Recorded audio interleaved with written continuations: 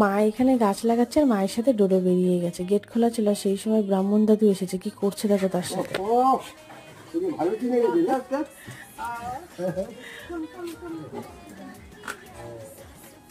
ডোডো ওই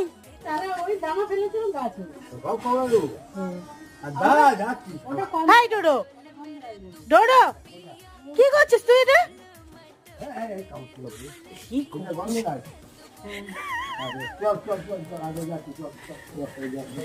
এই উপরে যাবে না, এই যে ঘরে ঢুকেছে, এই যে চলে যাচ্ছে। আয় আয় আয়, ওই যে ঘরে ঢুকেছে। মা খুব জোর পাকড়াও করেছে মা।